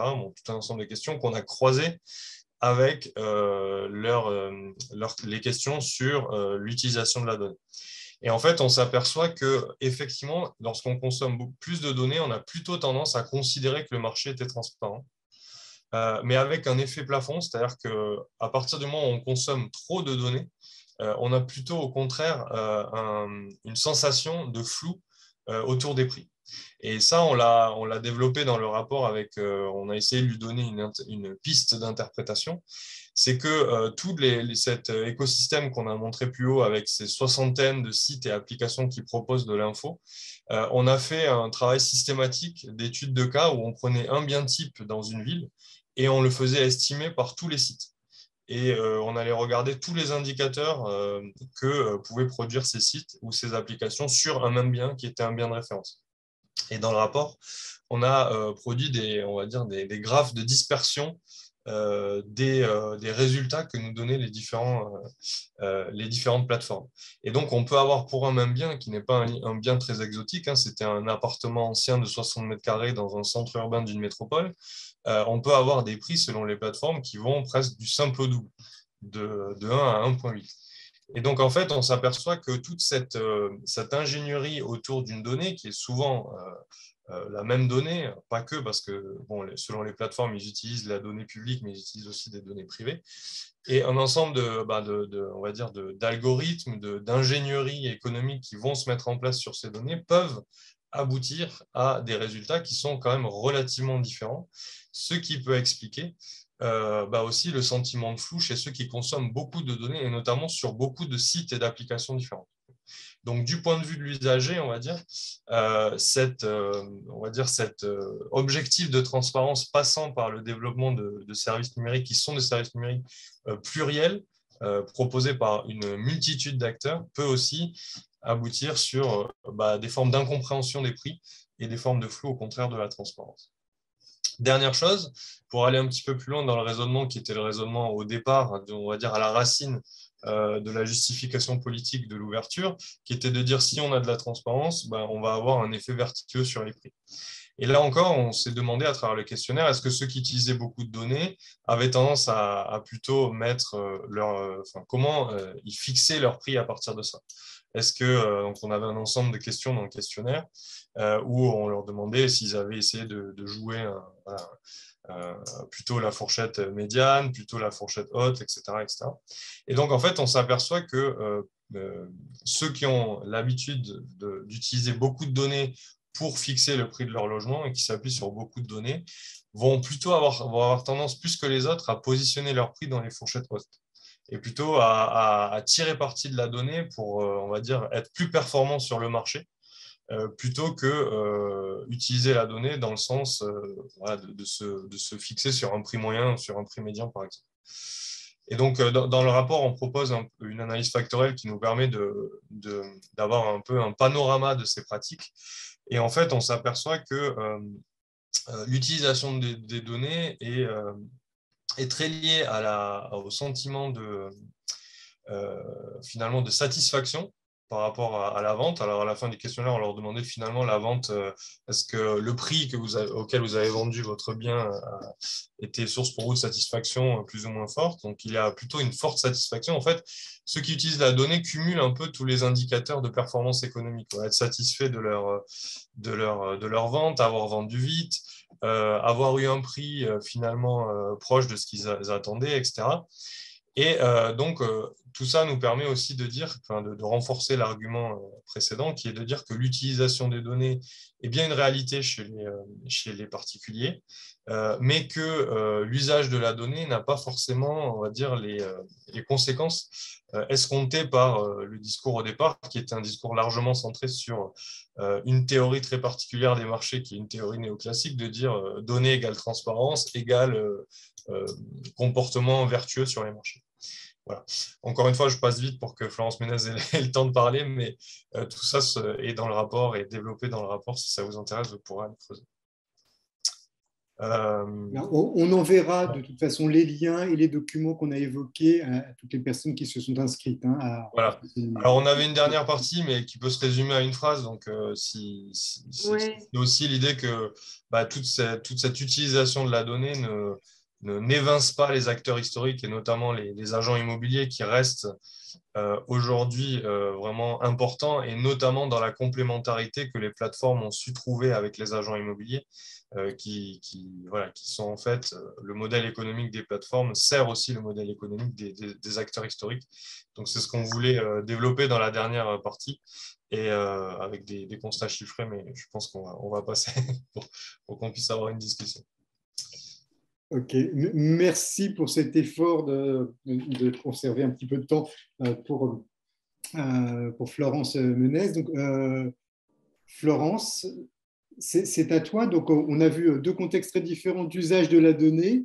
Qu'est-ce que ça t'inspire? Qu'est-ce que voilà. Non, mais effectivement, on voit, c'est aussi deux types de nature de données, parce qu'on ne parle pas non plus de la même chose.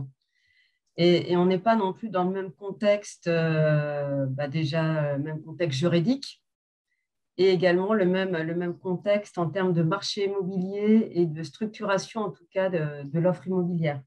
Alors, peut-être, voilà, pour rétablir aussi, pour me resituer et resituer aussi mon discours, chez Adéquation, nous, on est producteurs de données.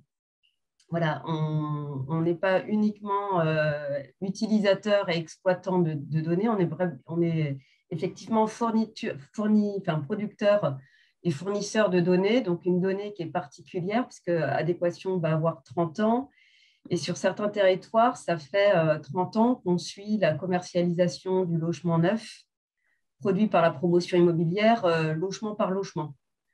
Donc, et depuis 2017, cette donnée-là, on l'a quasiment France entière. En tout cas, on couvre 95% des marchés de la promotion immobilière à l'heure actuelle. Donc, ça vous donne déjà un petit peu une idée de d'où on se situe. Pareil, nous, on s'intéresse plutôt, nos clients sont des entreprises. On ne va pas directement aux ménages, donc, mais on a effectivement des entreprises qui nous achètent nos données pour approcher les ménages.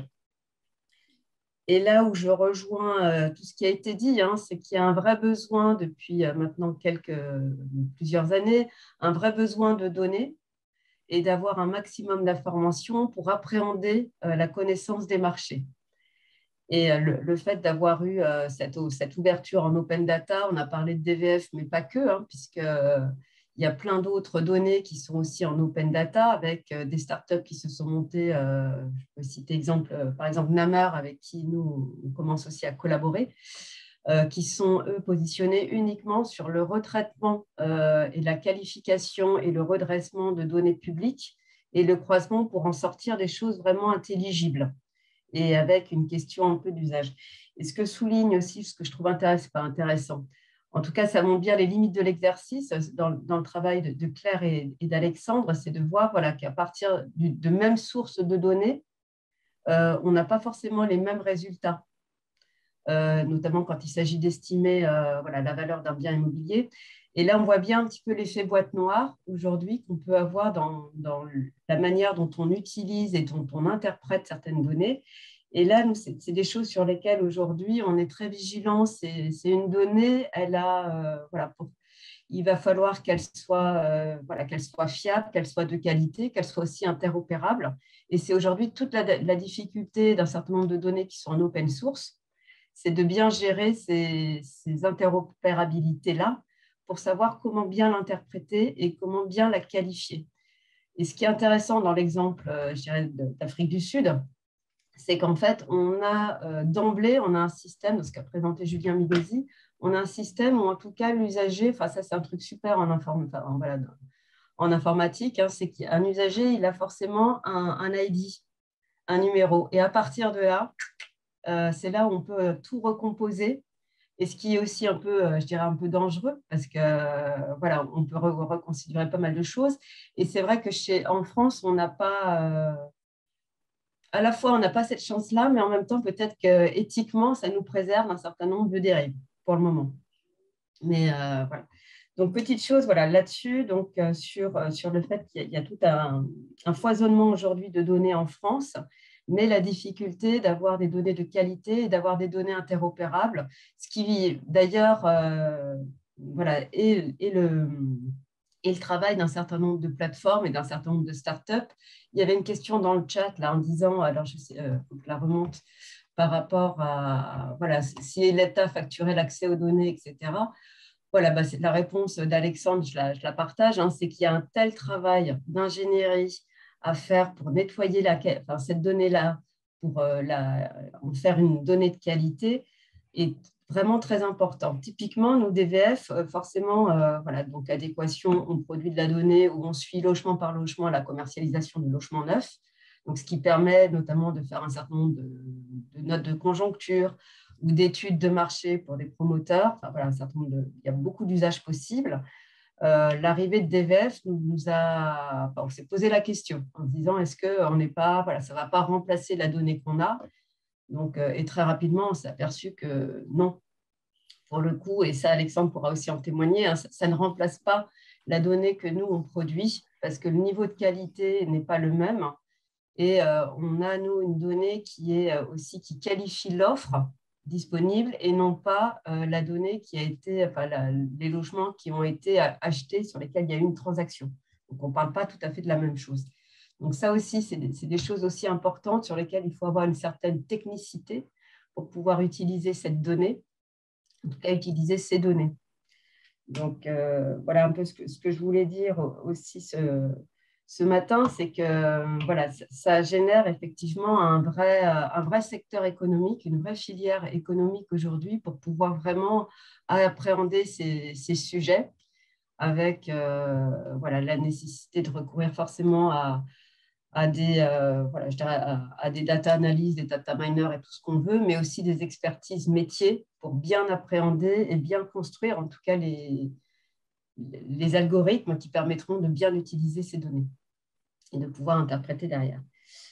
Que dire de plus? Si, c'est que quand même en France, ça c'est quand même aussi un point, on en avait discuté avec François, je me souviens un peu à bâton rompu, c'est que les données qu'on a, nous, sur le marché immobilier permettent effectivement de très bien approcher l'offre existante, de voir aussi les transactions qui sont passées, donc de savoir un peu la demande qui a été satisfaite, enfin, plus ou moins satisfaite en tout cas. Et on a aujourd'hui un vrai sujet, et pareil, Claire pourra en témoigner, puisqu'on est sur une démarche, enfin, voilà, sur une même mission ensemble pour un territoire, qui est de pouvoir approcher de manière plus, je dirais, plus objective la demande, notamment en termes d'immobilier. Et effectivement, là, il y a des pans encore entiers sur lesquels on est un peu aveugle, où on connaît finalement très, très peu ce que cherchent vraiment les gens en termes de marché, enfin, en termes de produits immobiliers. Donc, on a, nous, une manière de faire voilà, qui est propre chez Adéquation, mais qui parfois n'est pas complètement satisfaisante aujourd'hui pour pouvoir répondre vraiment à des données, enfin, non plus à des données je dirais quantitative, ou en tout cas en termes de budget des ménages, ce genre de choses, mais d'aller plus sur du qualitatif. Aujourd'hui, on est un petit peu aveugle sur ces questions-là, et effectivement, là, il n'y a pas forcément de données qui puissent expliquer un petit peu cela. Voilà Merci.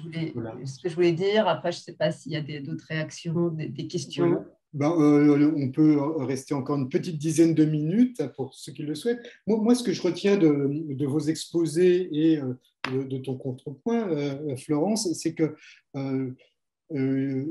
face à cet enjeu donc de la circulation, de l'usage, de la maîtrise de la donnée, donc un enjeu alors que moi je place comme un enjeu collectif, un enjeu public, c'est-à-dire qu'est-ce qu'on peut produire comme forme de régulation ou comme bénéfice collectif aujourd'hui à ce nouveau régime de production et de circulation de la donnée. Moi, j'ai l'impression que dans les exemples qui nous ont été donnés, on a un acteur public qui est soit en retrait, soit producteur, soit plus dans le registre de la réglementation que de la régulation.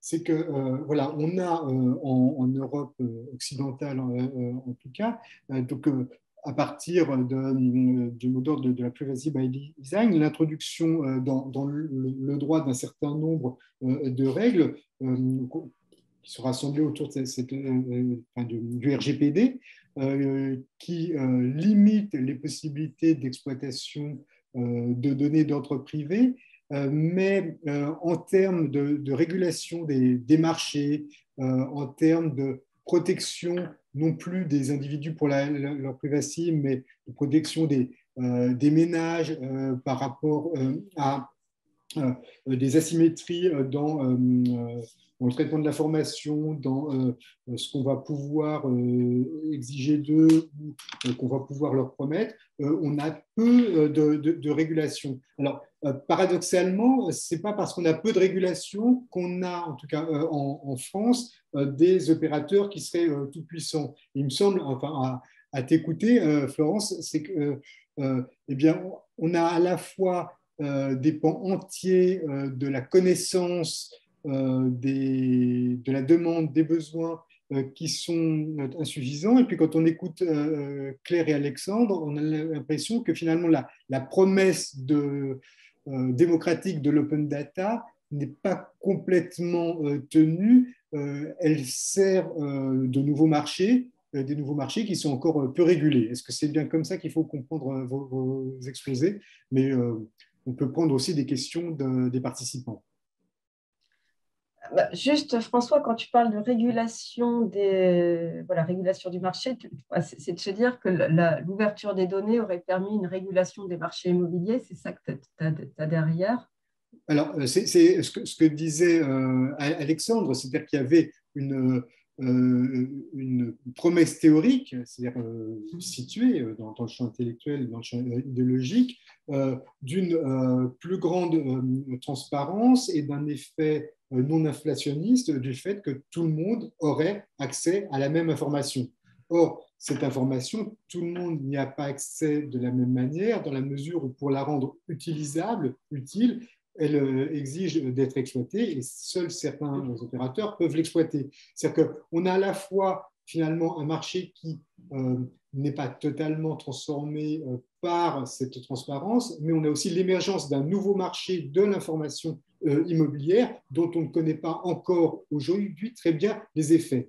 Et ce que tu nous dis, Florence, c'est que il ne concerne qu'une partie de l'information utile.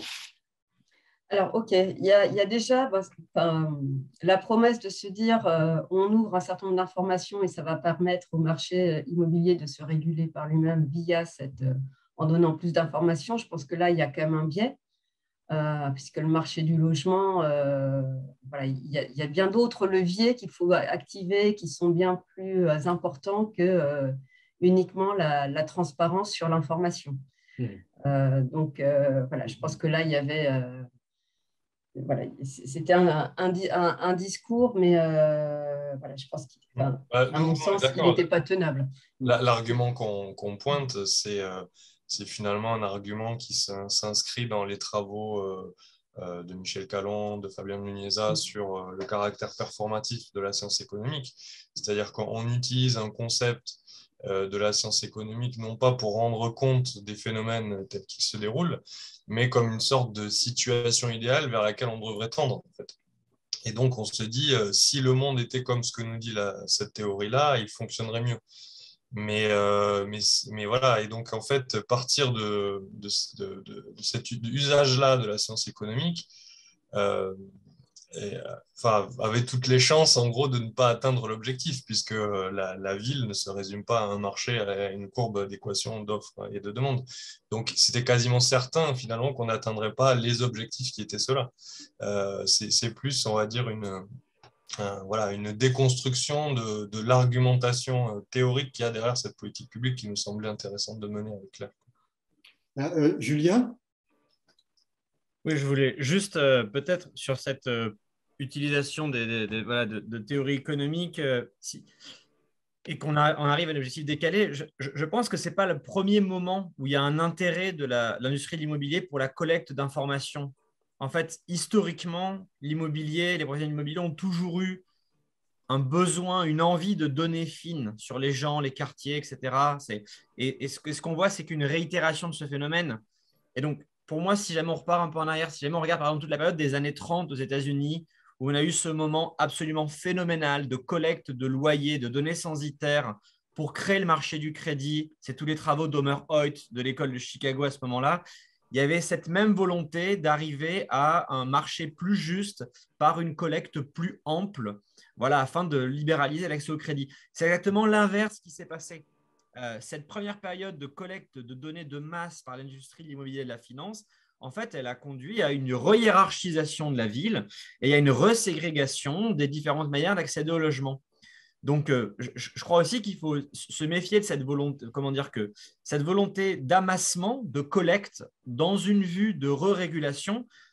Pour moi, c'est un troisième ou un quatrième geste historique de collecte de la donnée par l'industrie de l'immobilier, mais qui historiquement ne s'est jamais soldé par un marché plus juste. Voilà. Merci, Julien. Il y a Claire et Florence qui ont demandé la parole aussi. Pardon. Je m'arrête là. Claire. Oui, sur cette histoire de théorie économique, en fait, ce qui est assez, je dirais, amusant, c'est que tout le monde sait que ça ne marche pas, si je puis dire, si je peux être aussi grossière que ça, les économistes les premiers, et quand bien même tout le monde convoque la théorie économique néoclassique, en gros de la transparence des marchés. Et voilà, et nous, on est sociologues, et du coup, on se sent un peu détaché et libre par rapport à la théorie, et on s'est dit, en fait, on va la prendre au mot, et on va la tester, on va la soumettre à l'épreuve des faits. Je voulais juste revenir aussi sur la question de la connaissance de la demande. En fait, ce qui est intéressant de constater, c'est combien cet écosystème des producteurs de données reste attaché et il était avant même de disposer des données nécessaires à l'idée selon laquelle il y aurait des données légitimes et des données moins légitimes. Et en l'occurrence, parmi les données légitimes, enfin les données, en fait, c'est l'État qui fait la donnée légitime. Et ce que je trouve intéressant, c'est de voir qu'au fond, à force de s'attacher à cette idée de la donnée légitime et à l'idée selon laquelle la donnée légitime, ce serait la donnée officielle, celle de l'État, on se prive en fait de sources potentielles. Nous, avec Alexandre, on a fait le pari d'exploiter des données qui, jusqu'à une époque très, très, très récente, étaient complètement illégitimes, qui étaient des données de navigation, justement, de nos plateformes qu'on étudie par ailleurs. Donc, on a tenté l'expérience dans le cadre d'un partenariat avec le site Le Bon Coin. Et en fait, évidemment, cette donnée, elle ne dit pas tout. Il n'y a, y a jamais rien qui opère par magie en matière de données, même quand on s'attache à l'environnement, à la puiser du côté de l'environnement numérique. Et alors, cette donnée, elle n'est pas magique, elle ne dit pas tout, mais en fait, elle apporte une connaissance qu'on n'avait pas sur la demande de logement. Alors, elle ne qualifie pas très bien la demande de logement pour des sociologues, mais elle permet d'identifier des projets, d'approcher des projets, des intentions d'achat, des intentions de louer. Elle permet de les localiser très finement. Elle permet également définir des mobilités potentielles entre des territoires, et tout ça à une échelle très, très fine. Ce qu'il y a, c'est qu'en fait, dans l'environnement de la data, on a là des données qui ne sont pas encore tout à fait légitimes et qui, du coup, sont sous-exploitées. Alors, ça change, et l'État, d'ailleurs, contribue à légitimer ces données, puisque c'est le premier qui a emprunté ces données de navigation pour construire ces observatoires de loyers. Mais c'est